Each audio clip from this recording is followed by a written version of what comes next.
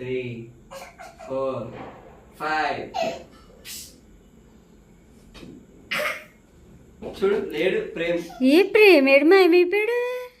మాయమైపోయాడు. భలే చేసామండి మ్యాజిక్. ప్రేమ్ లేడు ఇంట్లో. ఎక్కడికి వెళ్ళాడు?